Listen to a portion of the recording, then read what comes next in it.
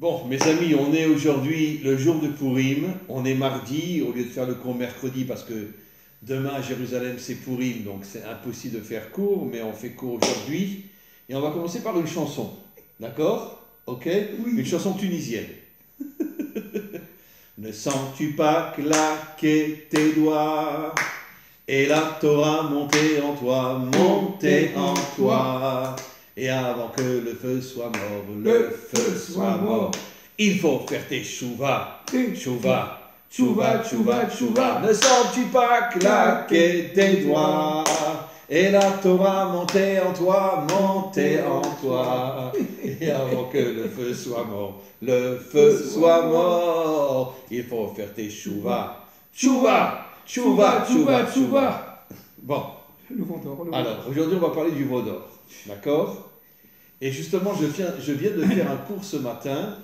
Je fais un cours toutes les semaines sur le Balatania. Et il a révélé quelque chose d'absolument incroyable. Comme on le sait, Israël n'a entendu directement que les 2 premiers commandements. Absolument, absolument. Et après, les 8 autres, c'est Dieu qui les a donnés à Moshe. Moshe les a donnés à Israël. Est-ce que vous savez pourquoi ils ont entendu que les 2 premiers? Que dit le Zohar là-dessus? Quelque chose de très important. Parce que ça parle d'idolâtrie. Exactement. Ouais, mais parce que, mais au niveau de leur âme, qu'est-ce qui s'est passé? Il s'est passé qu'en fin de compte, leur âme, l'âme collective et l'âme individuelle s'est détachée du corps. Ils ont senti la mort venir. Et elle est montée vers Hatzilut. Absolument. Et ça leur a fait très très peur. Ils ont senti vraiment la mort venir. Parce qu'ils ont senti que l'âme et le corps se déconnectaient l'un de l'autre. Absolument. Alors, le Balatania explique quelque chose que je vais moi-même rajouter. Il explique que les 2 premiers commandements parlent de l'idolâtrie. Je suis Hachem ton Dieu, qui t'est sorti des limites de ce monde. Je suis le seul Dieu qui existe, et n'est pas d'autre Dieu que moi, le 2e commandement. Et le Balatania dit que ces 2 commandements que Israël a entendus, ils incluent toute la Torah. Et je vais expliquer pourquoi. Toute la Torah, dit le Balatania, c'est la lutte contre l'idolâtrie. N'accepter qu'un seul Dieu et refuser toutes les idolâtries qu'il y a dans ce monde. L'idolâtrie n'est pas seulement une idolâtrie spirituelle, ça peut être aussi une idolâtrie matérielle, l'argent, les femmes, etc., etc. Voilà. Et maintenant, on sait qu'en hébreu, le mot idolâtrie se dit avoda zara. Et j'ai découvert quelque chose d'absolument incroyable. La première lettre, c'est un haïm. Les 70 nations adamiques. Voda, ça a pour valeur numérique Tov, qui veut dire le bien. Et la première fois que le mot Tov est marqué dans la Torah, c'est au sujet de la création de la lumière. Exact. Et on dit qu'Israël sera la lumière des peuples. Exactement. Ce qui veut dire que Avoda et Kolel, les 70 nations adamiques, et Israël. C'est ça. Zara a pour valeur numérique 5, qui est la malchoute de Dieu. Ce qui veut dire qu'en vérité, Avoda Zara signifie que les nations veulent faire tomber les 70 nations adamiques et Israël pour empêcher Dieu de se dévoiler dans ce monde. C'est exactement ça. Voilà. C'est exactement ça. Voilà. Exactement. Mais applaudissez quand même. Non, on est à Pourim, alors on a le droit de rire. Hein. C'est exactement ça. Donc, en vérité, c'est pour ça que le Balatania dit que le seul combat d'Israël, c'est contre la Vodazara. C'est quoi la Vodazara? Détruire les 70 nations adamiques, détruire Israël, ce sera la guerre de Gog, et empêcher Dieu de se dévoiler dans le monde d'en bas, comme il est dit, Nitava, Kadosh, Baruchu, Liatlodira, Batartonim. Tout le désir de Dieu, c'est de se dévoiler dans le monde d'en bas, et pas rester coincé dans le monde d'en haut, comme disent tous les imbéciles. Notre Père qui est aux cieux, surtout restez-y. Vous savez ce que c'est que la Vodazara?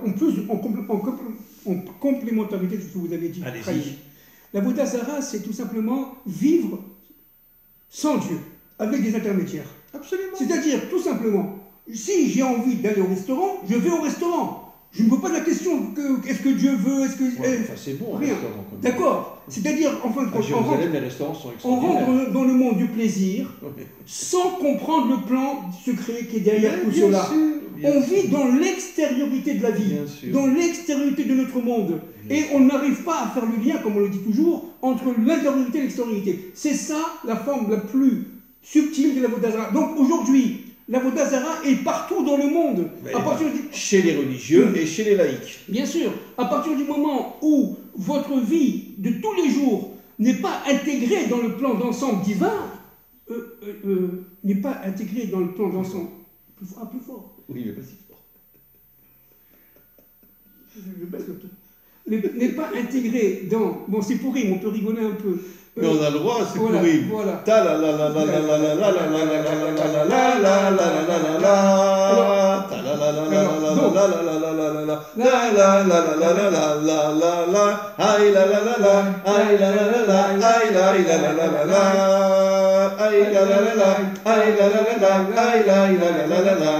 Alors donc, je reprends. L'Avodah Zara, il est partout. Pourquoi? Parce qu'il est dans notre cœur.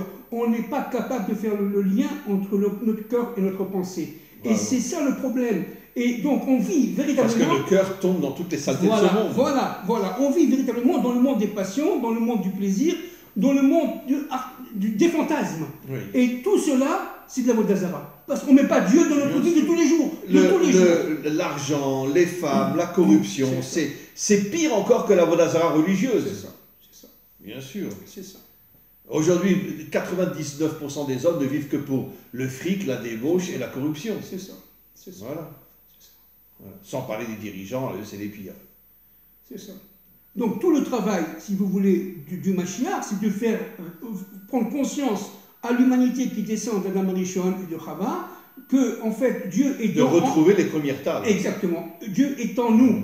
Dieu est en nous. Qu'est-ce qui s'est passé? L'Echa va vers toi et tu me trouveras en toi, dit Dieu à Abraham. Voilà, qu'est-ce qui s'est passé avec le vaudeur? En un mot, pourquoi Moïse a cassé dans ce monde, pas dans les autres mondes bien sûr, mais dans ce monde, a cassé les tables de la loi? Qu'est-ce qui s'est passé? Il faut comprendre une chose très importante, Raïm, c'est que les tables de la loi ont été inscrites par Dieu lui-même, n'est-ce pas? Pas les deuxièmes. Pas les deuxièmes.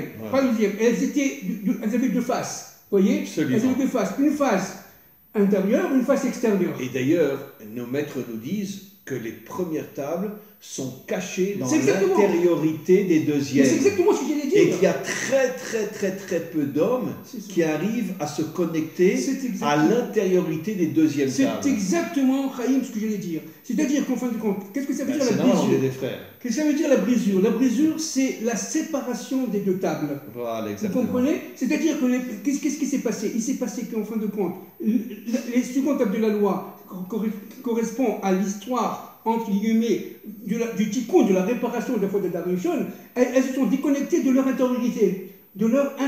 À partir de ce moment-là, on rentre carrément dans le monde des secondes tables de la loi, dans le monde de la halakha, dans le monde du bien et du mal, dans le monde de la asiya. C'est pour ça que les nations disent Kimitzion Tetse Torah, qui fait allusion aux premières tables. C'est ça. Parce qu'en vérité, Hachem avait proposé la Torah, les premières tables, autant à Israël qu'aux 70 nations adamiques. Absolument. Et leurs dirigeants ont tout fait pour qu'ils ne la reçoivent absolument. pas. Et c'est les nations qui vont vouloir revenir à la Torah. Mais c'est tout le travail du Mashiach, c'est de reconstituer les premières tables de la loi à partir des bien sûr. Et en fin de compte, qu'est-ce qui s'est passé? Dans les autres mondes, les tables de la loi sont toujours en vérité, unifiées. les premières tables, c'est le Or Aganou, c'est la lumière qui est cachée dans les deuxièmes tables. Bravo. C'est exactement ça. Exactement. Les premières tables de la loi, c'est lié directement à cette lumière intérieure. Or, qu'est-ce qui s'est passé avec le vaudor? Il faut comprendre une chose très importante. C'est l'idolâtrie. C'est l'idolâtrie. Et qui c'est qui a fait le vaudor? C'est les enfants de Bilham que Pharaon a introduit dans le Erev-Rav. Exactement. Je veux juste rajouter une chose importante que j'ai dit dans un cours, le cours de Sheka 1. En vérité, pourquoi Moshe a sorti le Erev-Rav? Parce que Moshe savait que c'était tous des esclaves adamiques. C'est ça. Exactement. Et malheureusement, Pharaon a rentré les enfants de Bilham. Et vous savez ce que dit la Gemara? Bilham, c'est Bli'am. C'est ça. Il veut détruire les peuples. Quel peuple? Les 70 nations adamiques et Israël. Exactement. Voilà. C'est exactement ça. Et donc, ce Erev-Rav, il est divisé en deux, si vous voulez. Vous avez ceux qui sont, entre parenthèses, prêts à intégrer la Torah. Les Bnei Adam. Voilà, les Bnei Adam. Non.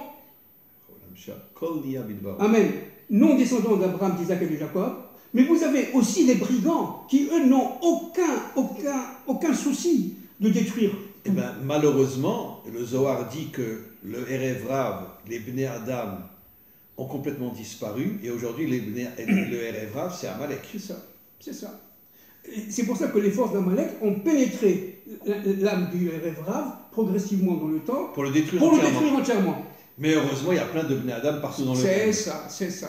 Et malheureusement, au niveau du gouvernement israélien, nous avons un problème de Erev Rav. Le Zohar dit 73 ans, on l'a déjà dit de nombreuses fois, 73 ans de présence de Erev Rav à la tête d'Israël. Tel Aviv veut devenir la capitale mondiale de l'homosexualité. C'est beau, hein? Alors, on est vraiment le peuple élu. Alors, écoutez, voilà, je vais me permettre là, avant vraiment de rentrer dans les détails de la faute du veau d'or, lire, je pense, un texte extraordinaire sur Moïse. Parce qu'en fin de compte, le grand absent présent, c'est Moïse. Le grand absent présent, c'est Moïse. Alors, qui est caché dans chaque génération. Mais bien sûr, c'est pour ça qu'il dit ça. D'ailleurs, c'est avec Moshe que Rabbi Shimon Bar Yochai a créé le Zohar. Absolument. Et le Zohar dit que Moshe était le premier, ça veut dire que c'était le plus fort dans la création du Zohar. Écoutez, il ne peut pas avoir, c'est la volonté de Dieu, il ne peut pas y avoir de Matan Torah, de don de la Torah sans Moshe. Comme le Zohar. Comme le Zohar. Le Zohar, c'est l'intériorité de la Torah. Et comme Moshe qui reviendra à la fin du temps de l'histoire pour nous donner les premières tables de la loi. Moïse est la seule âme qui est capable de guider le peuple d'Israël, je répète, la seule âme qui est capable de guider le peuple d'Israël et l'humanité tout entière vers Hachem. Il n'y a pas d'autre. Et c'est pour ça que pendant 40 ans, il y a eu tellement de révoltes contre Moshe. Vous savez que Korah, je l'ai lu dans le Zohar, a insulté Moshe avec les 250 qu'il avait avec lui et a accusé Moshe d'être un débauché, de coucher avec toutes les femmes d'Israël. Je ne savais pas. C'est marqué dans le Zohar. J'ai entendu ça. Oui. De coucher avec toutes les femmes d'Israël. Oh là là, Moshe. Et Moshe, quand il a entendu ça, il s'est couché par terre et il s'est mis à pleurer. Mais comment vous pouvez dire une chose pareille? C'est dans le Zohar. Le Zohar. Le Korah a accusé Moshe d'être un débauché. C'est incroyable. Alors, regardez. Ça vient le pire ennemi de Moshe, c'est là, Israël. Écoutez, chaque fois qu'il y a un véritable, je dis bien un véritable, élève de la Torah, un véritable, celui qui étudie la Torah, les Shem Shamaïm, comme on dit, eh bien, il a une étincelle de Moïse en lui. C'est ce que le rabbi de Lubavitch dit, que chaque homme authentique a deux étincelles en lui, l'étincelle de Moshe et l'étincelle du Mashiach. C'est exactement ça. Qui en vérité sont la même chose. Absolument. Parce que Moshe va se réincarner dans la Neshama, dans la Bina du Mashiach. Exactement. Il ne peut pas y avoir de rédemption du monde sans Moïse, que ce soit clair et net. Moshe. Sans Moshe, bien sûr. Sans Moshe. D'ailleurs, Moshe à l'envers, ça fait Hachem. Bien sûr, ce sont les mêmes otiotes, les mêmes lettres que Hachem. C'est-à-dire, c'est l'intercesseur entre Dieu et son monde. Vous comprenez? C'est l'outil de Dieu. Donc la faute du veau d'or, le seul outil de Dieu. La faute du veau d'or, ça a été de remplacer Moshe par un veau. Par un veau d'or. Alors qu'est-ce que c'est que cette histoire de veau? C'est très important. Oui. D'abord, un veau, c'est lié à qui? Au taureau. Le taureau est lié à Yosef. Ça veut dire en vérité le travail matériel. Voilà. Ça veut dire grâce au travail matériel, on va devenir des laïcs, on va faire de l'or. C'est ça. C'est ce que la Gemara dit. C'est exactement ça le veau d'or. Grâce au taureau, qui est en vérité le travail, à cette époque ils étaient tous comment dire, agriculteurs.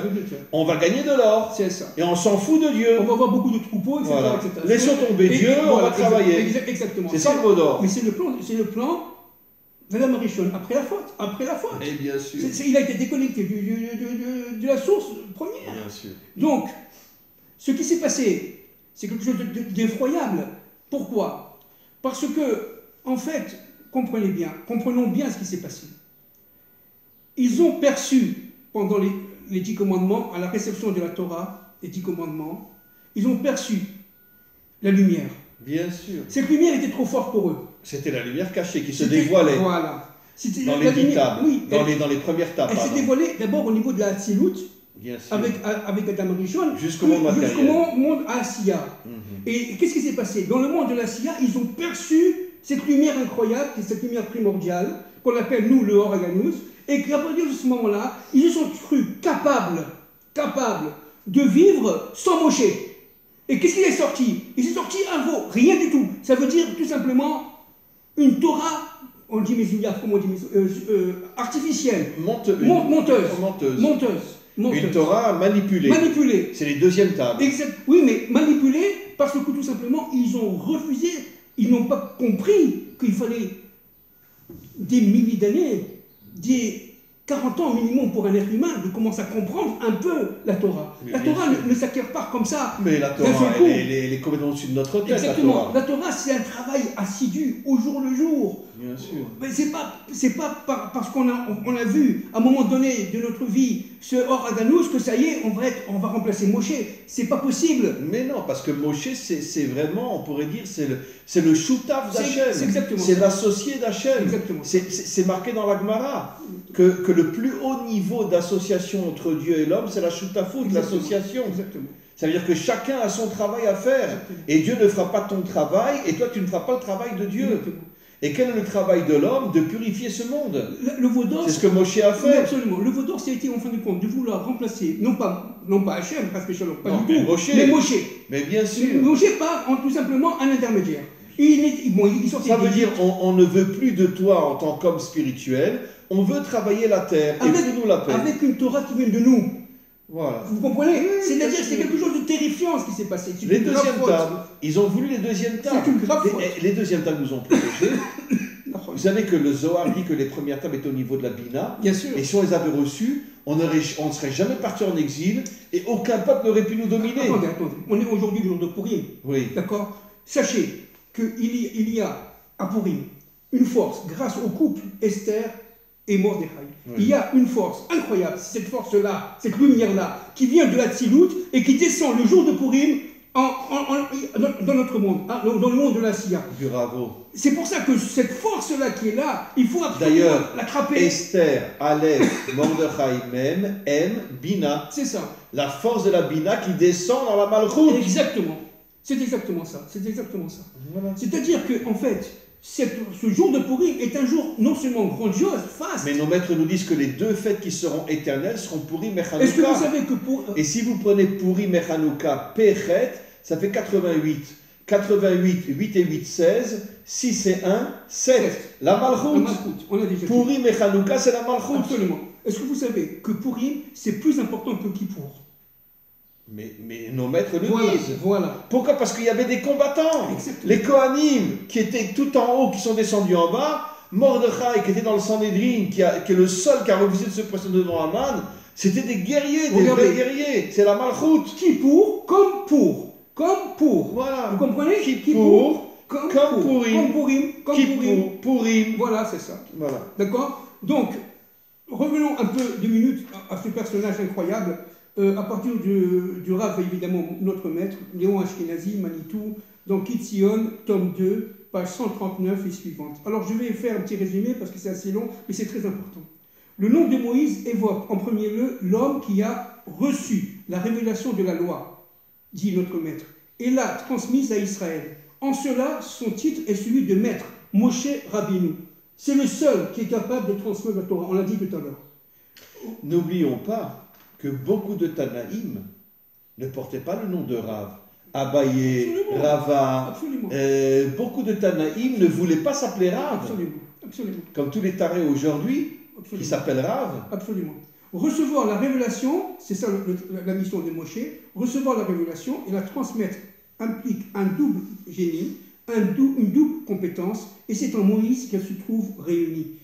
En second lieu, Moïse est connu de nous comme l'homme qui a transformé en une nation, C'est lui qui a transformé en une nation, grâce à la Torah. Exactement. L'ensemble des descendants. Parce que la Torah, c'est l'âme de la nation. Exact. Bravo, c'est ça. L'ensemble des descendants des patriarches qui, jusqu'à lui, ne formaient que des familles et des tribus. D'accord? En cela, il représente le premier exemple du chef en Israël. Les deux fonctions de Moïse, comme maître et comme chef unificateur du peuple, sont reliées en un même mouvement. Grâce à la Torah. Grâce à la Torah. D'ailleurs, on pourra reconnaître le Messie de la fin des temps comme un homme qui unifiera l'ensemble du peuple d'Israël sous la souveraineté législative et juridique du Dieu seul. Bien sûr. On n'aura que Dieu. Merci Hachem, on n'aura plus de dirigeants. Merci Hachem, on va tous les foutre à la poubelle. je vais commenter ce que vous avez dit. Voilà. Je vous me permettre. En troisième lieu, Moïse préfigure l'avènement du Messie en vocation de libérateur d'Israël de l'esclavage de l'Égypte. Ces trois tâches exceptionnelles indiquent le caractère d'éternité qui définit l'œuvre de Moïse. Mais Moïse est éternel. On dit qu'il est caché dans chaque génération. Absolument. Investi de ces trois tâches de maître, de chef et de libérateur, la Torah le nomme homme de Dieu. La vertu qu'il incarne est Netzar, on le sait, éternité. Netzar, c'est l'éternité, mais aussi victoire et permanence. Voilà, Rav, victoire et permanence. Tous les combats que Moshe a menés, il a gagné. Absolument. Il s'est battu contre Pharaon. Pendant 60 ans, il s'est battu aux côtés des esclaves africains pour les libérer des dictateurs. Après, il s'est battu contre Israël pendant 40 ans et il a gagné contre Korah, contre toutes ces crapules-là. Absolument. Et donc c'est ça que, si vous voulez, qui n'a pas été complètement intégré dans cette génération qui sortait d'Égypte, qui était encore esclaves dans leur tête, bien sûr, sur la personnalité de Moshe. Et c'est pour ça qu'ils sont revenus à l'idolâtrie. Voilà. Parce qu'ils étaient très peu de temps connectés à Dieu. Exactement. Mais par contre, pendant 210 ans, ils étaient tous idolâtres, même les 20% qui étaient esclaves, absolument, sauf la tribu de Lévi. C'est le Talmud qui le dit. Absolument. La seule tribu qui n'est pas tombée dans l'idolâtrie, c'était la tribu de Lévi. Absolument. Mais tous les esclaves étaient idolâtres. Exactement. Jusqu'à ce que Moshe les réveille, et ils ont pris le veau, et ils ont pris le mouton, et ils l'ont tué devant les Égyptiens. Ils ont tué l'idole des Égyptiens. Absolument. Vous savez que les Israéliens sont sortis avec la tribu de Dan, avec un dieu étranger, Micha, n'est-ce pas? C'est terrible, il ne faut pas le dire, mais c'est vrai. C'est-à-dire que la tribu de Dan ne voulait pas sortir d'Égypte sans leur Dieu, entre guillemets, que Dieu nous en préserve, sans ce Dieu-là. Oui. Pour vous dire que,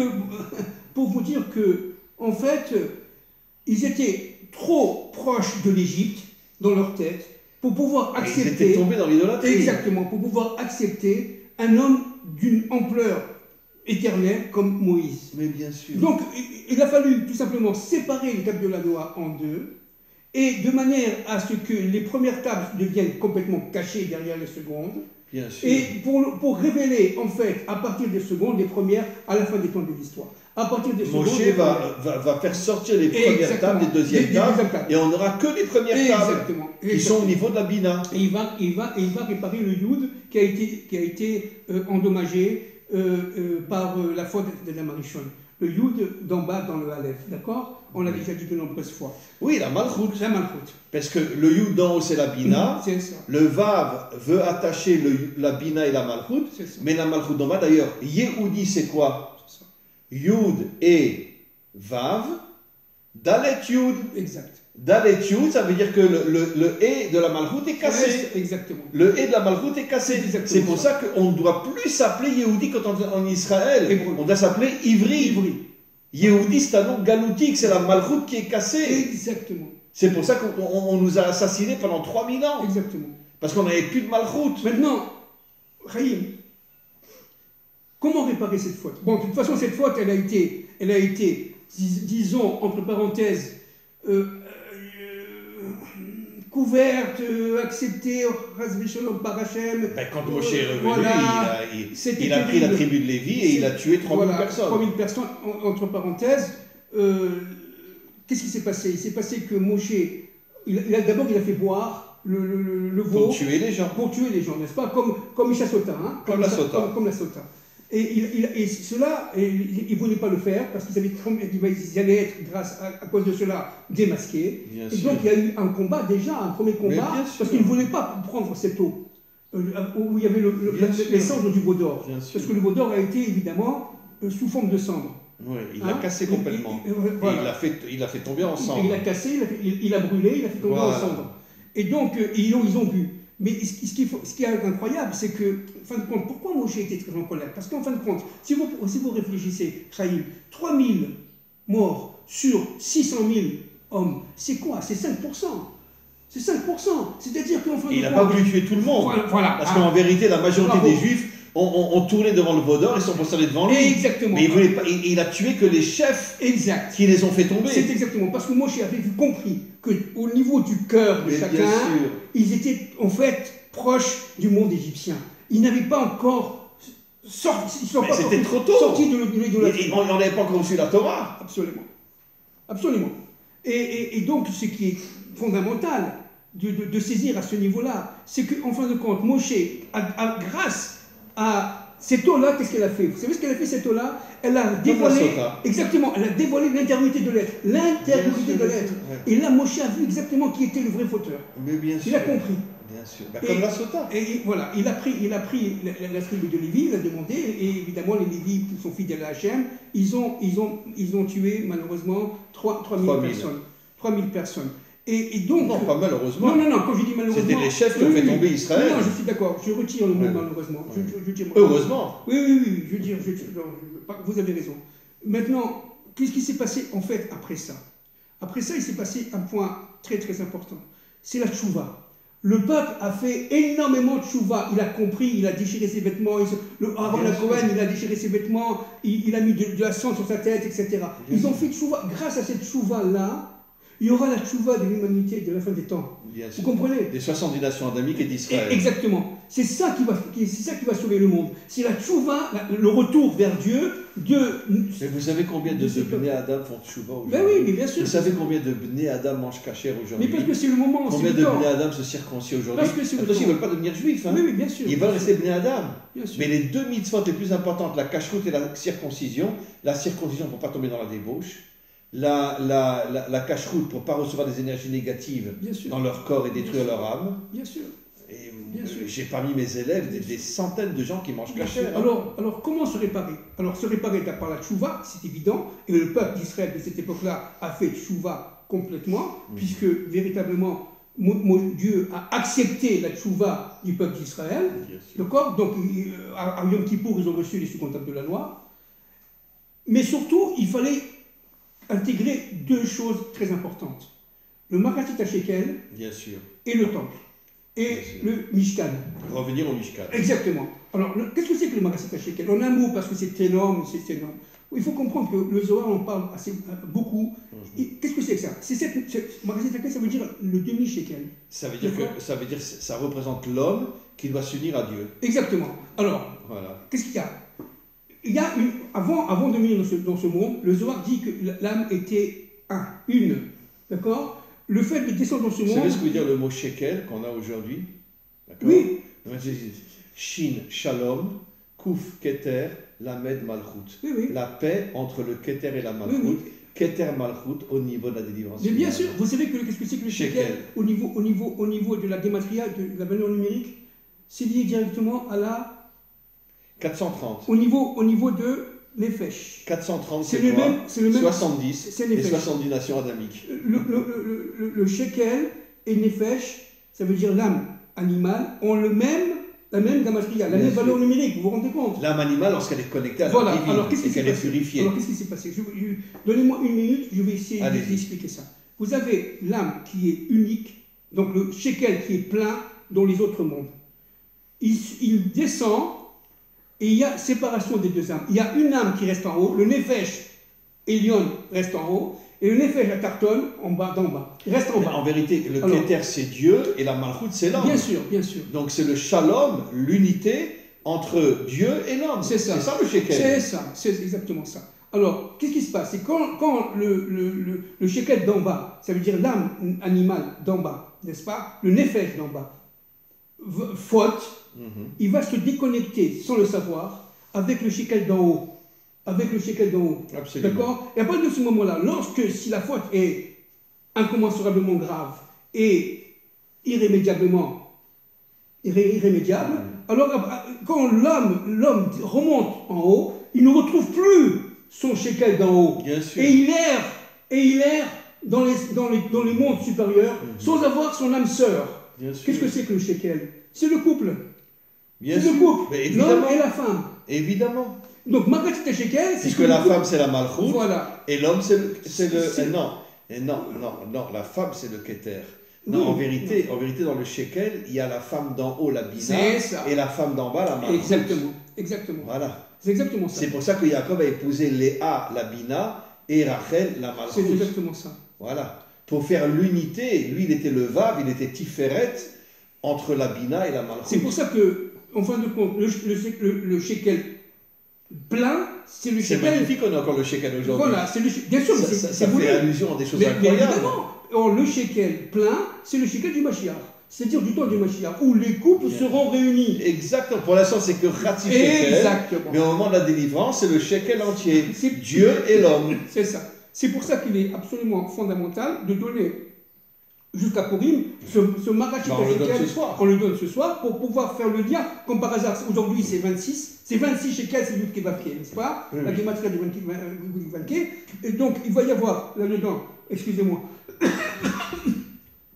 en donnant le Khatsi shekel, le lien avec le shekel d'en haut, individuellement, mais aussi collectivement, de manière à reconstituer le shekel plein, l'union. Bravo. Vous comprenez? Bravo, et ça, c'est bravo, très très bravo. important. C'est pour ça que Moshe ne comprenait pas quel rapport entre la faute du veau d'or et le shekel. Et Dieu lui a dit, bon, le Rachamim Parce que Dieu il lui a a fait- dit, ton peuple s'est éloigné de moi. Exactement. Bien Donc sûr. ce n'est que Khatsi shekel, la Bien moitié sûr. du shekel. Exactement. Jusqu'à ce qu'il revienne vers moi. Oui, mais qu'est-ce qu'il a vu, Moshe? Moïse a vu un shekel de feu descendre du Bien trône divin. sûr. Il a vu un shekel de feu. Bravo. C'est-à-dire qu'en fin de compte, qu'est-ce que ça veut dire? Le shekel, c'est lié directement au feu intérieur, au Haraganouz, à cette flamme qui vient de Hatzilut. Donc c'est très important ce shekel. Et comme par hasard, c'est la monnaie israélienne aujourd'hui. Shekel. Shekel Sechel, d'accord? Bon, c'est le même outil. Et maintenant, le... Vive la Tunisie. La la la la La la la la, ta la la la la la la, ta la la la la la la la, ta la la la la. Vive Purim! Vive Purim, bien sûr. Vive Esther! Vive Bien Mordechai! sûr. Amor Aman. Amor Aman. Et tous les amans de toutes les générations qui reviennent Ouais, d'ailleurs mais entre on parenthèses. est très proche de la gare de Gaulle. Mais bien sûr, Oh là là. très proche, bien entendu. Bien entendu. Les forces d'Aman Qu'est-ce sont qu'on va tellement faire? virulentes. Vous ne pouvez pas qu'on mange un couscous avant la gare de Gaulle? Avec des piments. Alors maintenant, la deuxième capacité de réparer, entre guillemets, la faute du veau d'or, c'est le temple. Alors, en un mot, parce que c'est énorme, évidemment. Le temps, n'oublions pas, le Zohar dit, la construction c'est la Malchut, Exact. et l'intériorité c'est la Bina. Exactement. Dans le Kodesh HaKodashim, c'est la Bina. Exactement. Et le temple, les pierres elles-mêmes, c'est la Malchut. Exactement. L'union entre la Bina et la Malchut, Exactement. qui est la destruction de la Bodazara. C'est l'habitation de Dieu dans ce monde. C'est l'habitation Parce que de Dieu dans ne ce veut monde. pas rester en haut. Voilà. Il veut être dans ce monde en bas, il veut être avec l'homme. Voilà. Vous savez ce que disent les kabbalistes, c'est très intéressant. Ils disent que quand vous prenez par exemple le temple, c'est la reconstitution d'Adam Arishon. Et n'oublions pas que De le l'être. troisième temple est appelé Ki Beiti Ikare, Bet Tefila, Lechol Amim. Yes. Le troisième temple ne sera pas un temple Absolument. juif, ça sera le temple des 70 nations adamiques et Israël. Absolument. Alors vous savez, je reviens là dans ce que dit le Zohar à Kadosh. Quelque chose de très important. Il dit qu'en fin de compte, quand vous prenez le temple, la formation du temple, c'est en fin de compte la formation du corps d'Adam Arishon. Vous avez par exemple dans le Kodesh HaKodashim la tête, et vous avez par exemple, regardez, Pas le cerveau plutôt. Oui, les cerveaux, les yeux, le cerveau, quand je dis la tête, c'est le cerveau. Les yeux, c'est les candélabres, Oui. vous voyez. Bien Le sûr. nez, c'est l'encens, la kétorette, Bien vous voyez, sûr. on sent. Et la table. Et la bouche, C'est la bouche. c'est la bouche. C'est la bouche. C'est la bouche. Oh là là là. Vous comprenez, la table est liée directement. Écoutez-moi, c'est pas difficile. À la tête de l'homme. C'est pas difficile. L'intériorité du temple, c'est la tête. Exactement. Et l'extériorité, la cour, où il y a le misbéar, Voilà. c'est le corps. C'est le corps, avec un petit couloir qui fait le lien entre les deux, c'est le cou. Et le misbéar, c'est le cœur. Exactement. Le misbéar, c'est Oui, le cœur. absolument. C'est le cou. Donc, Oh là là. alors regardez, c'est incroyable. Si les peuples Vous savaient... pensez qu'on aura nouveau le troisième Oh, temple? c'est pas derrière, ça arrive. Il arrive. Il arrive, si Dieu Ouais. si Dieu veut. Regardez. Non, parce que moi, la semaine dernière, j'ai rencontré le Mashiach et il m'a dit, je cherche mon âme, je ne le trouve pas. Alors je lui ai dit, mais quand c'est que tu viens? Il me dit, mais quand j'aurai trouvé mon âme. Bon, regardez. Qu'est-ce que c'est que cette histoire? C'est très important. Parce que l'encens, c'est Neged contre la guerre. Pour éviter la guerre, il faut mettre l'encens. La guerre entre les peuples. L'odorat, c'est quoi? On dit que le Mashiach aura un Voilà, odorat qu'il exactement. repérera les méchants et les gentils Exactement. grâce à son Mais c'est odorat. exactement ça. C'est Réard. exactement ce que j'allais dire. J'allais dire que l'odorat, c'est lié directement à cette intuition intérieure qu'aura le Mashiach. Il sentira vraiment qui est bon, qui est méchant. C'est exactement ce que j'allais dire. Maintenant, la bouche, qu'est-ce que c'est? C'est la croissance économique. C'est le matériel. C'est le progrès économique et social. Mais bien sûr. Vous comprenez? Mais avec Hachem. Mais avec Hachem. C'est la chanson de Dalida. Paroles et paroles et paroles. Et c'est quoi le candélabre? Ce sont les yeux. C'est la lumière. C'est la lumière qui vient d'Atsilut, comme on l'a dit. C'est les yeux. Ce sont les yeux. Les yeux doivent voir cette lumière. Attention, les yeux, c'est très dangereux, parce que si on voit, chas v'shalom, le mauvais côté de la vie, d'accord, l'immoralité, etc., c'est catastrophique. Et les yeux ont l'extériorité et l'intériorité. Voilà. Comme l'oreille a l'extériorité et l'intériorité. Mais bien sûr. Voilà, donc c'est très très important. D'ailleurs, tous nos membres ont l'intériorité et l'extériorité. Exactement. Exactement. Et la preuve, c'est que dans la main, il y a l'intériorité qui est la chair. Exactement. Et il y a l'extériorité qui est la peau. Exactement. Voilà, c'est d'ailleurs pour ça qu'après la faute, Hachem a enlevé la lumière d'Adam et Ève et leur a donné de la peau, qui est l'extériorité. Oui, c'est exactement ça. Maintenant, regardez, un point très très important là, je ne sais pas si on a le temps, mais je voudrais revoir, c'est à partir de ce livre-là, que je l'ai souvent cité, le point intérieur de M. David Saada. David Saada, un très bon livre. Saada, un Tunisien, d'origine certainement, pas avec son nom. Mais la Torah est une. Mais je ne le connais pas, mais je voudrais bien le connaître. David la Torah Saada, est une. Regardez, Alban Michel, aux éditions Alban Michel, bon, je ne sais pas s'il est toujours disponible, j'en sais rien, mais regardez ce qu'il dit dans les pages 265 et suivantes dans l'explication de la paracha Kitissa, donc le faux de Vaudor. Regardez. Alors, il cite l'Exode 33, 22, 23. D'accord? L'Exode. Ce sera quand ma gloire passera. Nous sommes juste après la faute du Vaudor. Ce sera quand ma gloire passera, je te mettrai dans la cavité du rocher, je te couvrirai de ma paume jusqu'à ce que je suis passé. Puis je retirerai ma paume et ma main, et tu verras mes arrières, mais pas ma face ne sera pas vue. Mais la face, on la verra au moment de la délivrance. Voilà. Alors, qu'est-ce que ça veut dire? On ne voit que l'arrière de Dieu pour l'instant. Et ça veut dire quoi l'arrière de Dieu? C'est qu'on ne le comprend pas. C'est ça. Alors voilà. On ne le comprend pas, mais un jour il se tournera, il nous montrera sa face et on comprendra tout ce qui s'est passé dans l'histoire. Alors, dans ce livre, le Rav David Saada dit des choses extraordinaires, à partir du Zohar, notamment. Il dit qu'en fin de compte, dans le mot face, ça veut dire panim, il y a le mot pnimia. D'accord? Ça veut dire intériorité. Panim veut dire l'intériorité. Voilà. Panim, c'est l'intériorité. C'est l'intériorité. D'accord? La pnimiut. D'ailleurs, quand Hachem a enlevé Adam et Ève dos à dos, ils ont mis panim et panim. Ça veut dire qu'en vérité, surtout Adam est rentré dans l'intériorité Non, c'est Chava qui est rentré dans l'intériorité d'Adam. Oui, enfin, les deux sont rentrés dans l'intériorité de chacun. Chacun, de l'autre, exactement. Voilà. Alors, panim et panim, ça veut dire la pnimiut. La pnimiut, ça veut dire l'intériorité. Et ça a été déconnecté de quoi? Tu verras mon arrière. Ça veut dire de l'extériorité. Aujourd'hui, on vit dans l'arrière des choses. Voilà. On ne vit que dans l'extériorité du monde. On ne vit pas dans l'intériorité du monde. Exactement. Et ça, c'est très très important. C'est très important. Pourquoi? Parce qu'il faut comprendre que tout le but, c'est de retrouver la face d'Hachem. De retrouver l'intériorité au moment de la délivrance. On le comprendra. Aujourd'hui, on ne peut pas le comprendre. Quelqu'un peut comprendre la Shoah, peut comprendre Auschwitz, Srebrenica, les pogroms, l'Inquisition. On peut comprendre aujourd'hui. Non, c'est impossible. Voilà. Et tous les attentats qu'il y a tous les jours en Israël. Oui, c'est impossible. On ne peut pas comprendre Dieu. Parce qu'on le voit à l'arrière. C'est exactement ce que le Rav Saada dit. C'est exactement ça. Parce qu'on le voit à l'arrière. Tu ne verras pourquoi? Parce que c'est la faute du Vaudor. La faute du Vaudor a entraîné le fait, la déconnexion, si on peut se parler comme ça, entre l'intériorité de Dieu et l'extériorité de Dieu pour l'homme. Pas pour lui, chas v'shalom, lui il est un. Lui il est un. Mais pour nous, les humains, on a tout simplement on ne voit que l'arrière de Dieu. On ne voit que l'arrière de Dieu. Ça veut dire l'ombre. L'ombre, exactement. Oui, mais regardez. L'arrière, qu'est-ce que c'est l'arrière? L'arrière, c'est l'arrière de la tête. On ne voit pas Dieu. Qu'est-ce que ça veut dire? On voit pas son visage. Qu'est-ce qu'il y a ici? Il y a le Or Aganos. Oui, le Or Aganos. Voilà, vous avez compris. Ça veut dire qu'il vous dit, c'est vrai que... On voit l'arrière, mais se cache le Or Aganos. Voilà, dans cette arrière-là dans ce monde d'obscurité, se cache la lumière. Le Or Aganos, il est derrière la tête. Vous comprenez? Et entre parenthèses, chaque fois qu'on mange Motzei Shabbat, un repas, c'est le repas du roi David, du Mashiach. Oui. Motzei Shabbat, ça nourrit le Or Haganouz, dit le Bien Zohar. sûr, C'est-à-dire que ce Or Haganouz est fondamental, mais il est derrière la tête. bien sûr. Il est derrière la tête. Et c'est pour ça qu'on dit que la résurrection se fera grâce à l'os qui est derrière la tête. Exactement. Voilà. Exactement.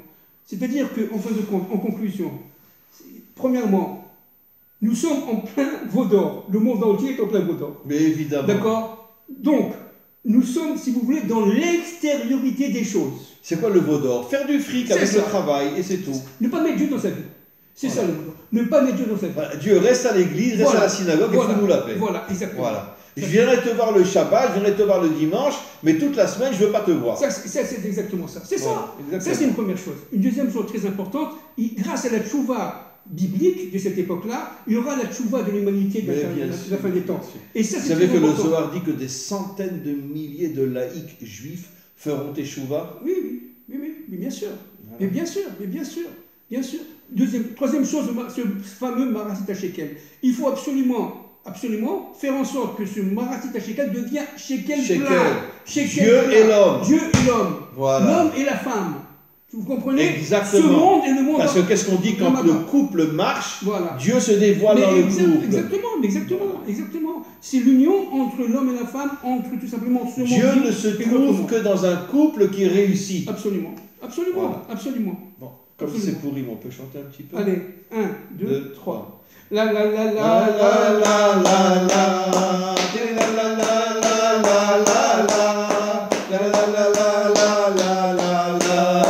La la la la la la la la. Ta la la la la. Ta la la la la la la la la. Ta la la la la la la la. Ta la la la la la. Je voudrais dire un mot, pour finir, je voudrais un mot très Oui. important. Mishmar Manot est très important parce qu'il faut comprendre, il faut penser à l'autre qui est Bien sûr. pauvre. Bien sûr. Il ne peut pas y avoir Purim sans l'autre, Voilà. Et sans on la lui donne connaissance de quelque l'autre. Il chose. faut lui donner quelque chose. Voilà. C'est très important. Aïe. Et donner aussi aux pauvres, évidemment. Voilà. Bon, alors vive Pourim. Et lire la Megillah sans oublier une lettre. Voilà. Ça, c'est très Vive important. Monsieur Ababou. Ouais, ouais. D'accord. Vive les thunes. La Torah est une.